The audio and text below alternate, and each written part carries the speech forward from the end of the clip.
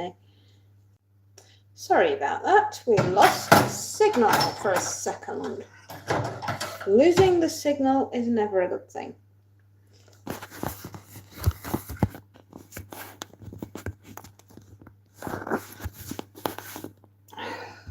Let me see.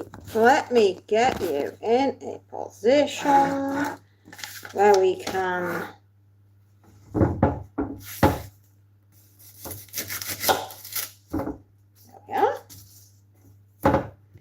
Good morning, good morning, good morning, my darlings. I am yet to go live with chatting to people, simply because I'm still a little nervous. However, we may give it a go this afternoon. So if I'm feeling brave and I'm not going to get eaten alive, because it sometimes feels as though I'm in a piranha tank. Exactly. Yes, I know. Good morning, my dears. I trust you all slept. Ooh. Oh, dearie me. It's a good job the floor's clean. I'll give that a rinse.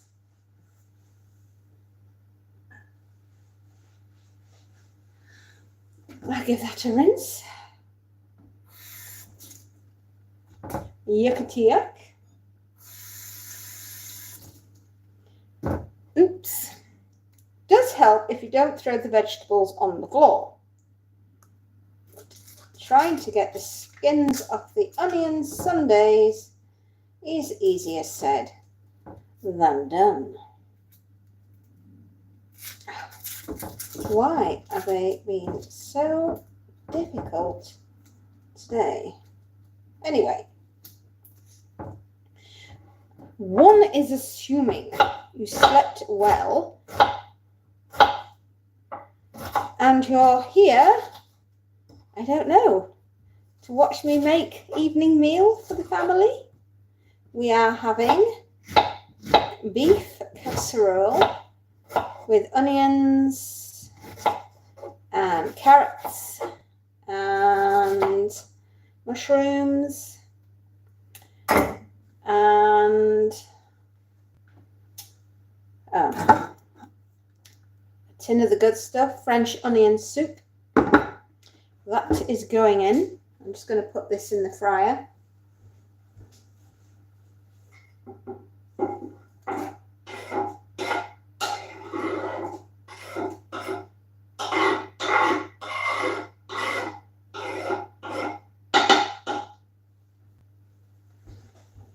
I always find on rainy days where the weather's a bit up and down, that's just what Yorkshire's like. It's beautiful. I love living here. I love Yorkshire. But you are very close to nature out here on the moorlands, and when the wind blows and when the weather changes, you feel it more. We are right on the moorland, surrounded by it. Wuthering Heights land, Bronte sisters. Not a bad life. Oh, thank you for my thumbs up, my darlings. That's very sweet of you. So I hope you're having a wonderful bank holiday weekend. I do. And if you're like me, you're doing absolutely anything and everything this weekend, because I have been so busy doing stuff. I'm not going to use all the mushrooms because we are having a chicken and black bean stir fry tomorrow night, and I want some mushrooms in that. I may even have to get another punnet because I need to make fajitas on the Wednesday.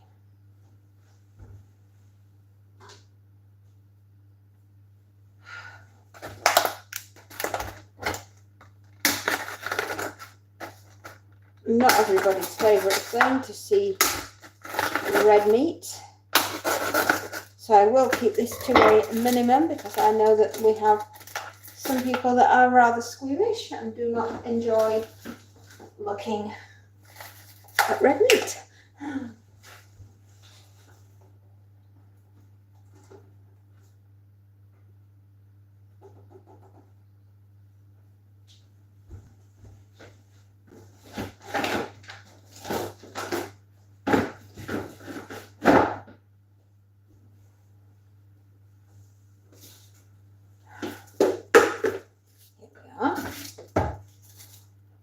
We are putting the onion skins in the composting pot. We'll do our little bit for the environment. We will ensure that all our food scraps, food waste, whatever, goes to the appropriate places. Because let's face it, if we all do a little bit, we're all protecting planet Earth, aren't we? Or at least I'd like to think we were. It will be what it is.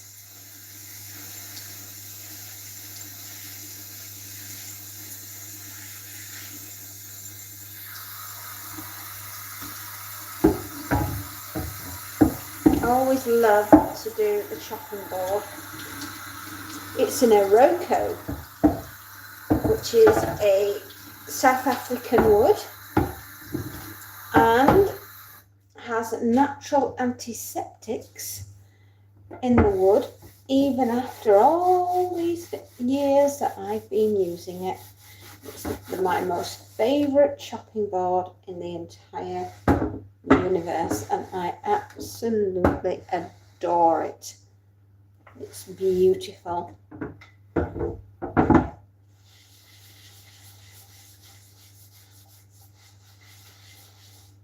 Thickness, and it's just a solid piece of Iroko. Beautiful.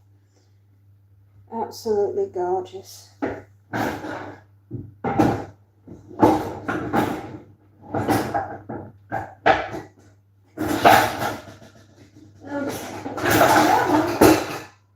Sometimes the pots and pans don't want to go where they should. Right. I'm going to put you there. Salt.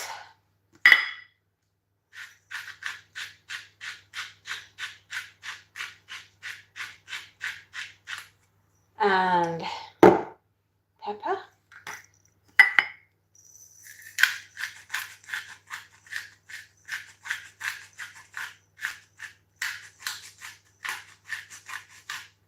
So, oops, hang on. Get the right lids, girl. Seriously, you're not that senile yet. But we're working on it. We are working on it. I'm going to borrow the kettle. There we go. This funny contraption with the dial on the front is R2 feed you.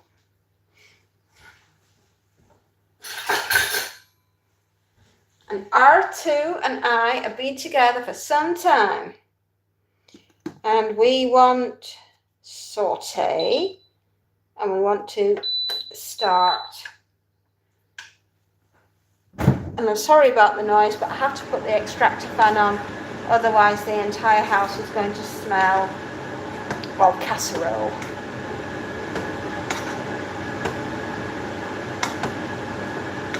So, on the ticket today, the youngest has just informed us that would it be all right to come home next weekend. So we've just stepped everything up a whole gear, and this afternoon, well, as soon as I've got this going around and around and around like it should be doing, we will be sorting more laundry, because, you know, another day, and we just can't stay away from the washing machine. You know, what do I do for fun round here? Well, let me count the ways. Yeah, so washing and stripping out the other half of the garage. I must get that done today. I've got to nip to the pharmacy to pick up my husband's heart medication and drop off some medication that he no longer takes.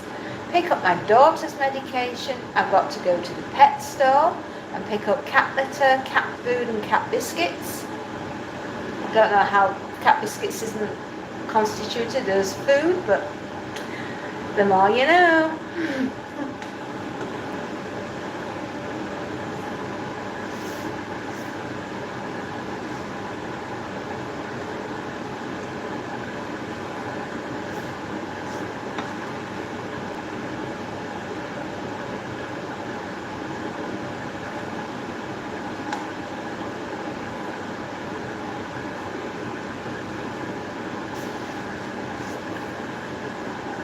We're starting to get sizzle, sizzle, pop, pop.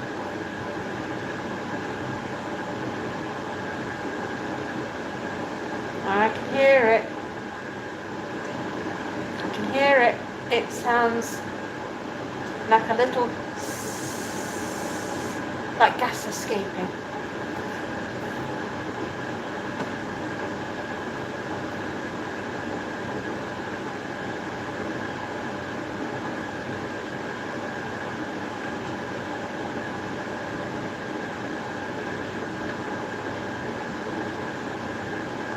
Yeah, there we go. We're getting little fizzy bubbles.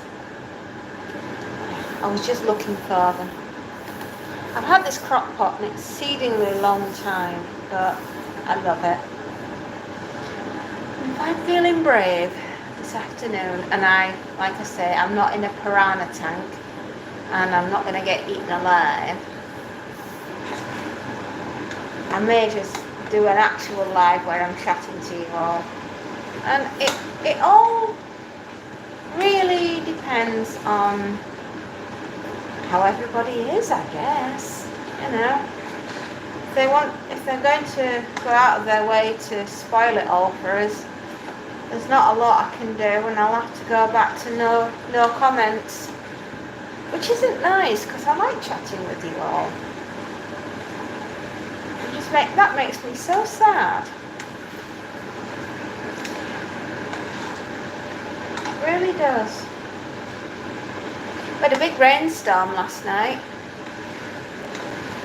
Lots and lots and lots of rain. It really blew over the moors. So much so, Montys slept on the bed.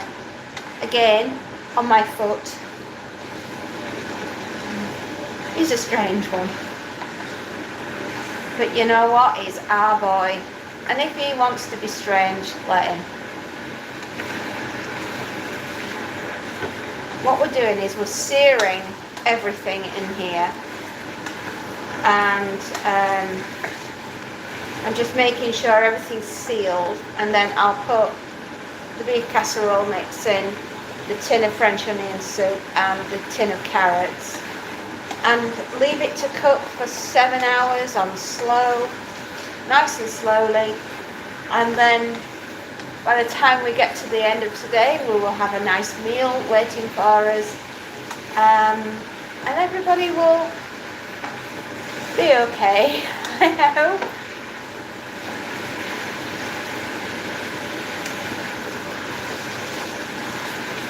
I think if I'm working in the garage, I'm going to go upstairs and get my jumper on, because I have a feeling it's going to be cold. Keep looking out for Monty. He went outside, it's just decided to start spitting and raining again. I think it's going to be a bit like this all day. Oh, Sorry, I didn't realise you'd been giving me thumbs up. Oh, my darlings, I need to put my spectacles on, I think. Thank you so much. That is so sweet of you. Aww.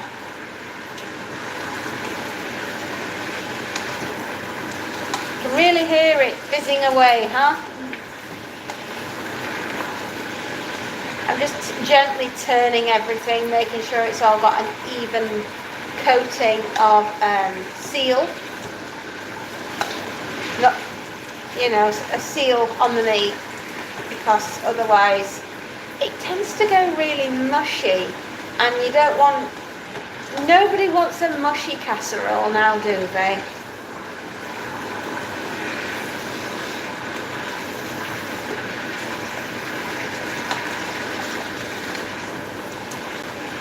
No, we don't. Just can't believe how much work we've got to get through today. Lucky us, and I don't, what time? It's just gone 11 o'clock. So that's good, isn't that?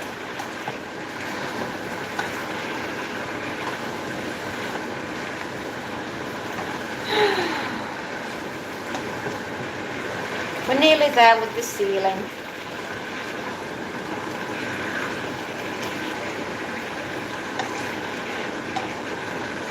Thank you very much for my thumbs up, my darlings. I really, really, really appreciate your help. I hope you've been able to watch some of our long-form videos of our books, which we have reviewed. Horror, dystopian, post-apocalyptic, pre-apocalyptic, nuclear war, pandemic fiction, end of the world. Everybody loves the end of the world. I feel like Fallout Boy every time I do that.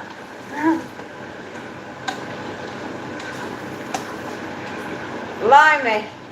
There are so many books about the end of the world, and so many that I've read over the years, and I've thoroughly enjoyed every one.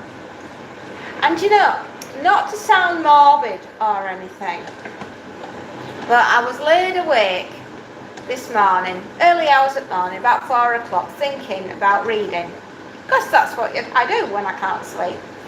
And I thought about all the amazing authors that I've known and read throughout the years, and I just thought to myself, there are children being born today that when they get into their 20s, I hope they manage to find the works of James Herbert and John Saul and Stephen King, to name but a few, you know, and John Christopher, you know, and I hope they find their works, and when they sit down in their late teens, early 20s,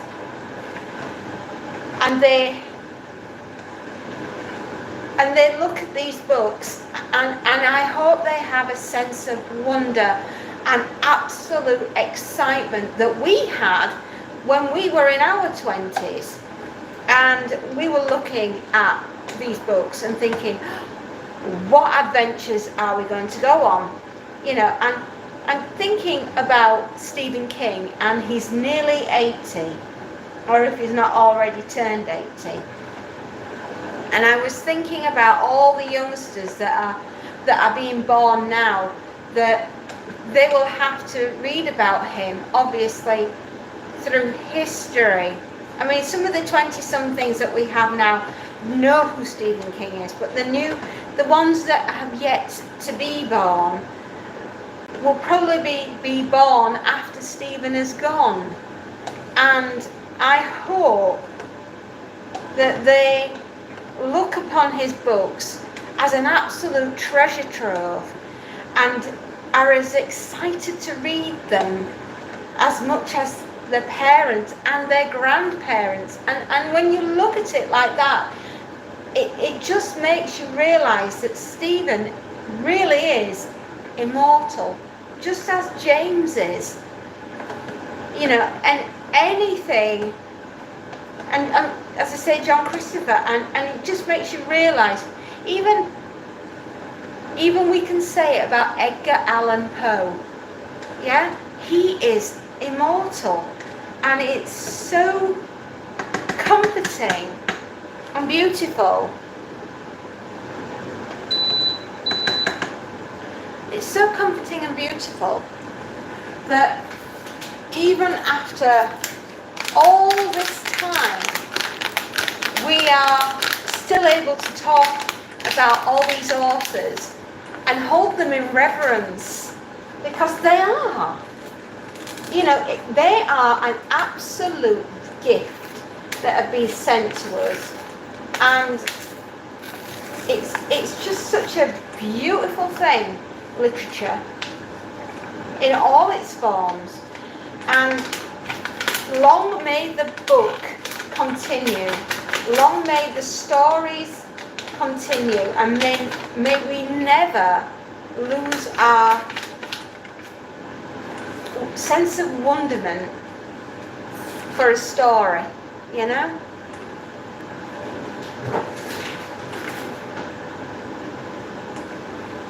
Because it's a unique, beautiful gift that they have given us, and they will live on forever. They really will. And I just think that that's a really beautiful thing, part of our pop culture. Whether or not, if you're a King fan or not, whatever your favourite author happens to be. I mean, obviously, my first love, and you never forget your first love, is James Herbert. And the first book I ever learned to read properly after my problems with dyslexia were sorted out was James Herbert, The Rats. And for me, James will always, always have a special place in my heart. Forever. He really will.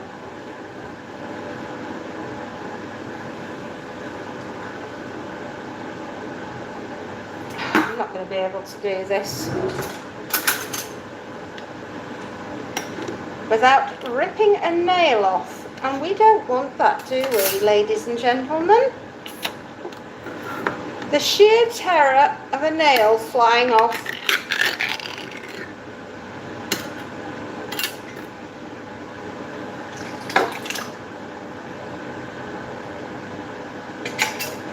These Heinz Soup's amazing stock, instant stock.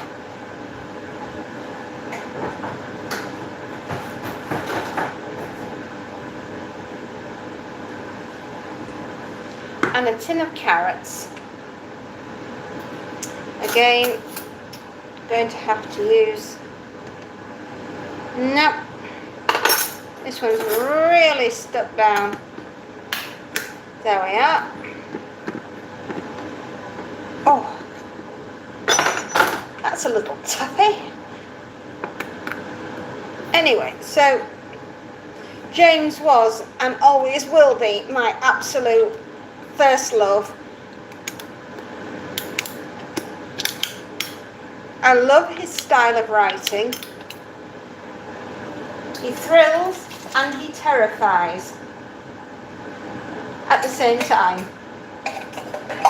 And if a man can do that, kudos to the man.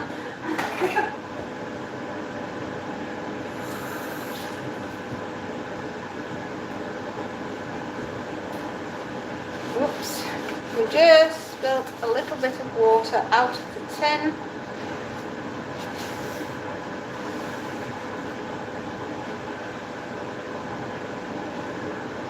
I'm not normally this much of a messy cook, but I'm not paying attention. Which is a bit naughty of me, a bit remiss, but it didn't go down into the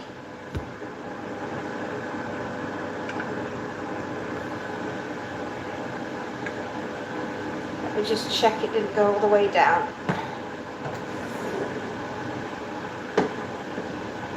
Nope. There we are. It has a little liner.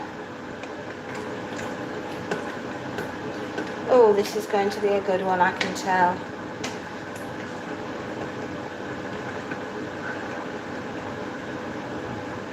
You know, horror, yes, it can be very subjective. People either love it or hate it. It's like Marmite. For me, I will always love it. It's in a form of escapism. And who doesn't love a jolly good scare? Because you can always, if it gets a bit too much, close the book and come back to it later. And it's just a little bit of escapism from day-to-day life, really.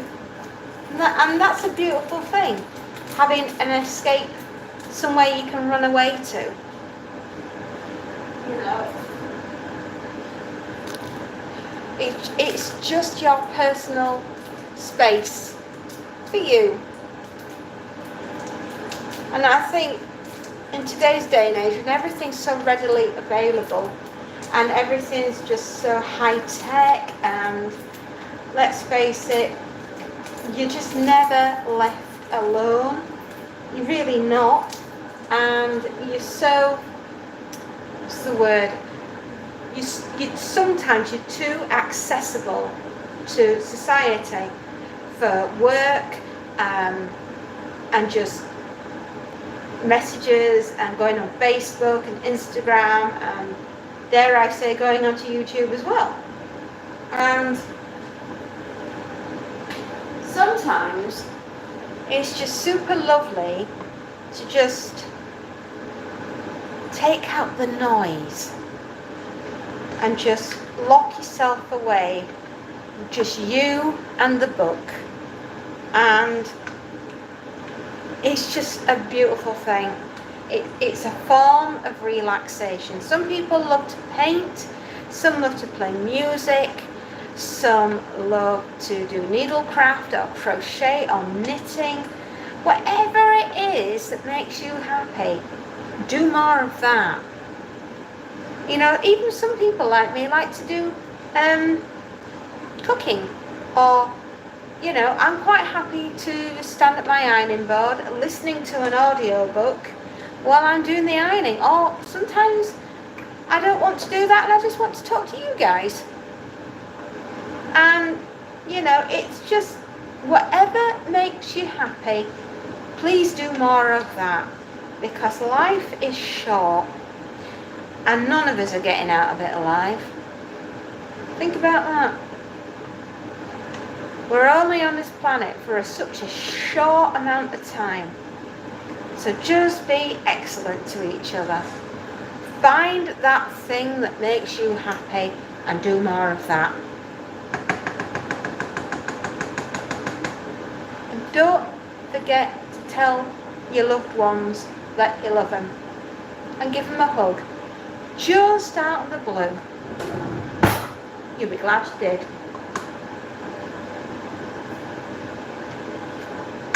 Need to have a perfect seal.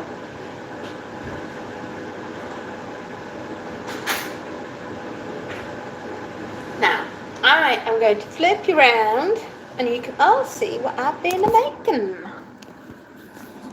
Yes.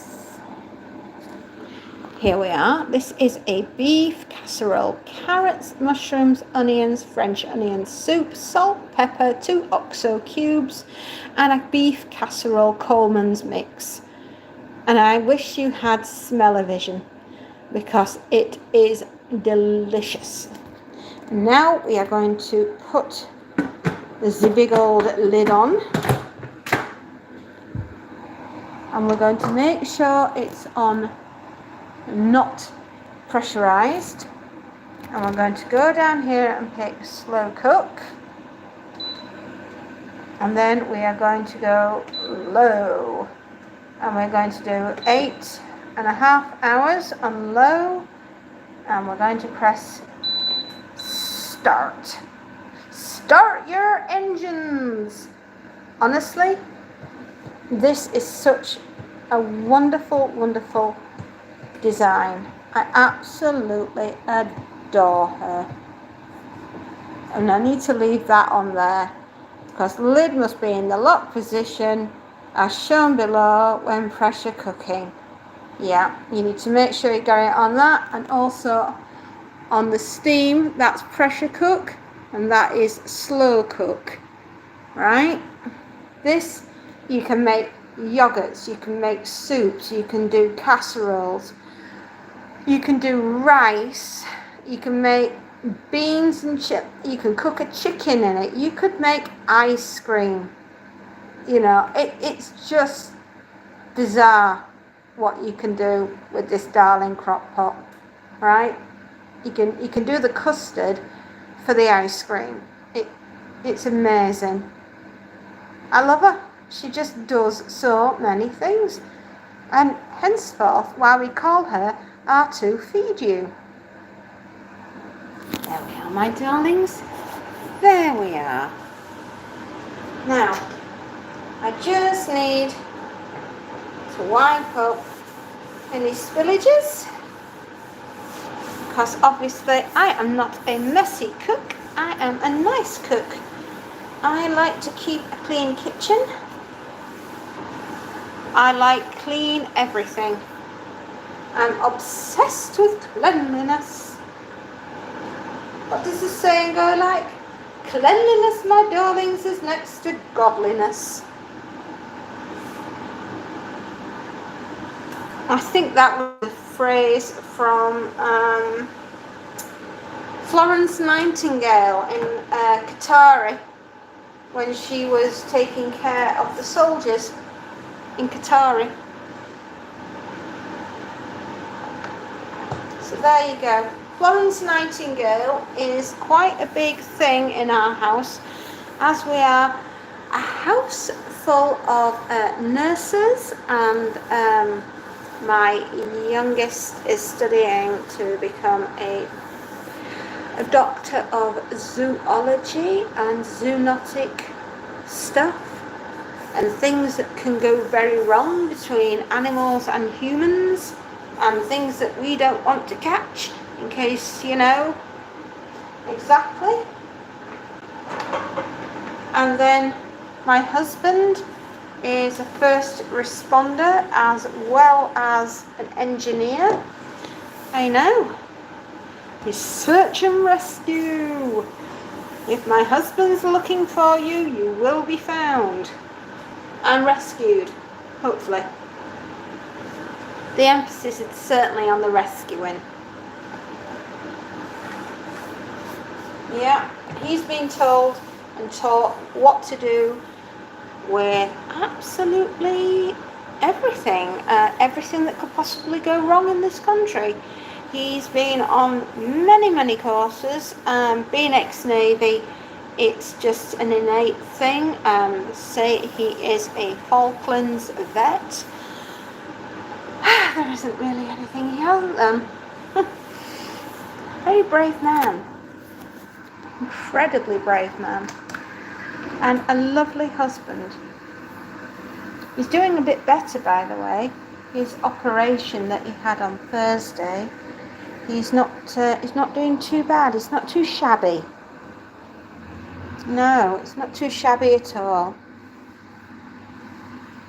He was in a bit of pain on the Thursday, but God bless him. He's doing all right now, which is really nice.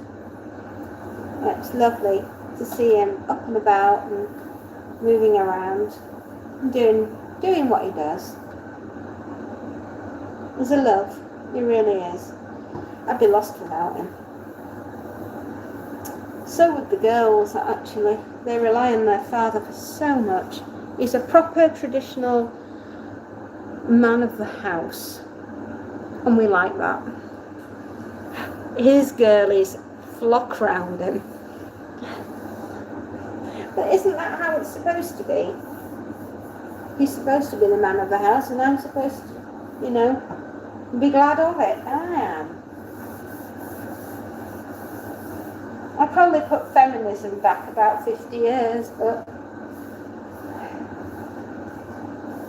I always say Do what makes the family work.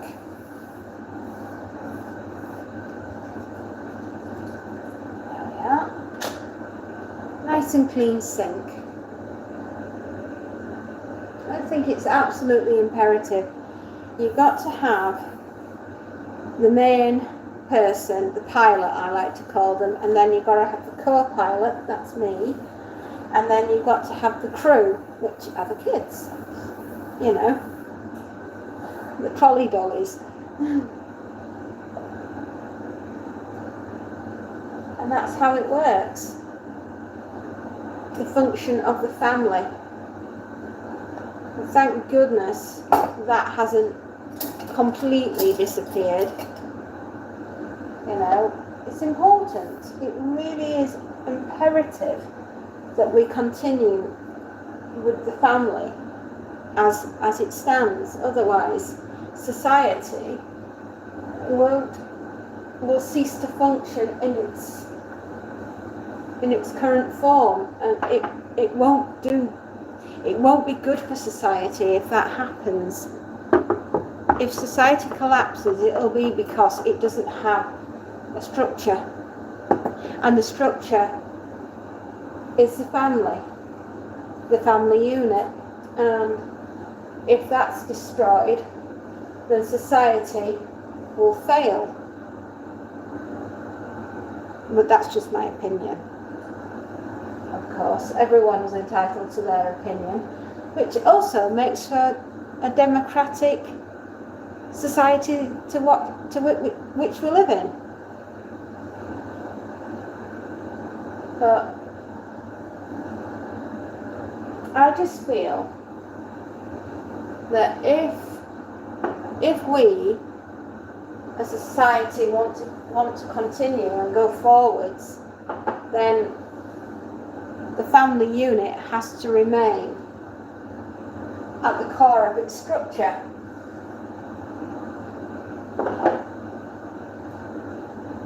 Just a thought.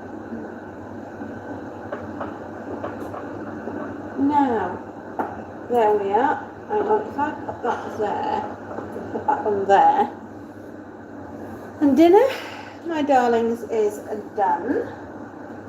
I can go and take the rubbish downstairs, put the milk bottles outside, put the dirty tea towels in for the wash, grab my husband's old medication off the table, put that in the bag, take back to the supermarket and the pharmacy there. Thank you very much, my darlings, for my thumbs ups. That's so sweet of you. It's very, very kind. You don't realise how much I appreciate that you're there.